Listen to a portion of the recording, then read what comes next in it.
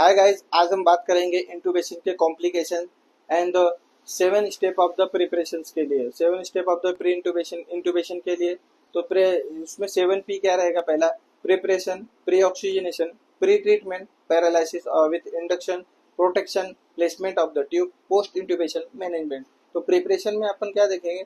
Patient के proper equipment वगैरह बराबर है कि नहीं, इक्विपमेंट देखना है अपने को, मेडिसिन से देखना है बराबर है कि नहीं, मेडिसिन देखना है एंड बाकी सारी चीजें देखना है। प्री ऑक्सीजनेशन में क्या है? प्री ऑक्सीजनेशन पेशेंट को जब हम वेंटिलेटर पे डालने से पहले हमको पेशेंट को 100% ऑक्सीजन मेंटेन करना पड़ता है, 100% वेंटिलेट करना पड़ता है, 100% ऑफ O2 से। प्री ट्रीटमेंट क्या रहता है? प्री ट्रीटमेंट में पेशेंट को देखना है कि हाइपोटेंशन में है, हाइपरटेंशन में या फिर ब्रेडिकार्डिया में।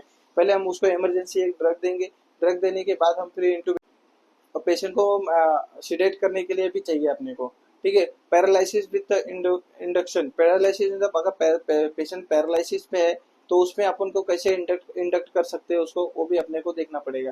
प्रोटेक्शन, प्रोटेक्शन अपने को क्या देख चाहिए? प्रोटेक्शन अपने को एयरवे अपना चाहिए, एयरवे सिक्योर होना चाहिए, लैरिंगोस्कोप होना चाहिए, प्रॉपर टच होना चाहिए, लाइट उसमें रहना चाहिए, ठीक है। लैरिंगोस्कोप और सक्शन कैथेटर वगैरह चाहिए, जो कि ओरल में सिक्रेशंस वगैरह आएंगे तो उसको सक्शन करने के लिए भी चाहिए। Placement of the tube, placement of the tube में क्या है? अपने को देखना है इंटूबेट करते टाइम अपने को प्लेसमेंट ट्यूब अपना बराबर जाना चाहिए, ठीक है, बराबर ट्रकिया में ही दिखना चाहिए। जो कि इसोफेजियल में जाएगा तो इसोफेजियल इंटूबेशन हो जाएगा, जो कि रॉन्ग इंटूबेशन है तो उसके कॉम्प्लिकेशंस में आते हैं, ठीक है। Post intubation management, post intubation management में क्या रहता है? पेशेंट को हम ऑस्कल्टेट करेंगे, चेस्ट उसको ऑस्कल्टेट करें, air entry by equal normal है या फिर नहीं नॉर्मल है, वो देखना पड़ेगा अपने को। दूसरी बात क्या है? पेशेंट का चेस्ट ऑस्कल्टेट करने के बाद अपने को देखना है चेस्ट अपेंडमेंट में टाइडल वॉल्यूम डिलीवर कर रहा है कि नहीं, ऑक्सीजन बराबर है कि नहीं, आरआर बराबर डिलीवर कर रहा है कि नहीं। चेस्ट ऑस्कल्टेट करना है, चेस्ट ऑस्कल्टेट में ये देखना है कि पेशेंट का एयर एंट्री बाय इक्वल है, नॉर्मल है या नहीं नॉर्मल है, वो भी देखना पड़ेगा। अगर वो अपने को देखने के बाद ही अपने को प्लेसमेंट समझ में आएगा कि बराबर इंटूबेशन हुआ है, या फिर पोस्ट इंटूबेशन मैनेजमेंट भी अपन इसे देख सकते हैं, ठीक है। इंटूबेशन के कॉम्प्लिकेशन, इंटूबेशन के कॉम्प्लिकेशंस कैसे रहता है? इसोफेजियल इंटूबेशन जैसे, जो कि इनकरेक्ट प्लेसमेंट रहेगा तो उसमें अपने को करेक्ट करना पड़ेगा, ठीक है। दूसरा ये कॉम्प्लिकेशंस आ सकते हैं ट्रैकियल स्टेनोसिस। ट्रैकियल स्टेनोसिस में क्या? Drawing the difficulty. जब अपन पेशेंट को इंटूबेट करने जाते हैं तो वहाँ पे एक नॉर्मल सा स्कार टिश्यू स्वेलिंग वगैरह आ जाता है, तो उसके लिए अपने वहाँ पे प्रॉपर इंटूबेशन के टाइम पे दिखता नहीं है ट्रकिया, ठीक है। पल्मोनरी एस्पिरेशन, पल्मोनरी एस्पिरेशन क्या होता है? जो लंग्स में से जो रहता है एस्पिरेशन होता है, उससे जो पल्मोनरी एस्पिरेशन कहा जाता है, ठीक है। डिलेड इंटूबेशन, डिलेड इंटूबेशन में क्या है? Failure to the इंटूबेशन।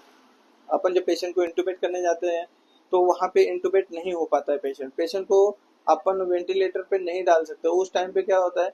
फेलियर हो जाता है, फिर अपन डिले हो जाता है पेशेंट में, उसमें कॉज ऑफ डेथ भी हो सकता है, चांसेस हो सकते हैं उसमें, ठीक है। डेंटल डैमेज, डेंटल डैमेज में रिट्रोग्रेसिव डेंटल हो सकता है, जैसे कि पेशेंट को इंटूबेट करते हैं, इंटूबेट करने के टाइम पे लैरिंगोस को जब हम वहाँ पे पीछे टिल्ट करते हैं तो वहाँ पे वो डैमेज होने के ज्यादा चांसेस रहते हैं, ठीक है। Dysphagia, oesophageal damage during the intubation, dysphagia में डैमेज हो सकता है। लैरिंजियल लैसेरेशन और ट्रॉमा हो सकता है, जैसे आप पेशेंट को इंटूबेट करने हम जा रहे हैं, लैरिंगोस्कोप की वजह से वहाँ पे इंजरी हो सकती है, ट्रॉमा हो सकता है, ब्लीडिंग वगैरह आ सकती है। दूसरा कहता है स्पाजम, जो लैरिंजियल स्पाजम की वजह से हो जाए, इनको जब अपन इंसर्ट करेंगे ओरली तो वहाँ पे उनको इंजरी होने की वजह से स्पाजम भी बैठ सकता है, स्पाजम भी आता है, ठीक है। ट्रोकोमेलेशिया, ट्रोकोमेलेशिया में क्या रहता है? Lateral wall of the trachea collapse हो जाता है, उसको ट्रकोमेलेशिया बोला जाता है, ठीक है। Vestibular associated pneumonia, vestibular associated pneumonia में क्या रहता है? ट्रकियल स्टेनोसिस हो जा सकता है, वेस्टिबुलर एसोसिएटेड निमोनिया हो सकता है, और सोरेंजियल injury due to the granuloma वहां पे आ सकता है, ठीक है। और वोकल कॉर्ड पैरालिसिस में क्या रहता है? कॉर्ड पैरालिसिस में वोकल कॉर्ड पैरालाइज हो जाता है, बहुत रेयरली केसेस में मिलता है अपने को। Thank you.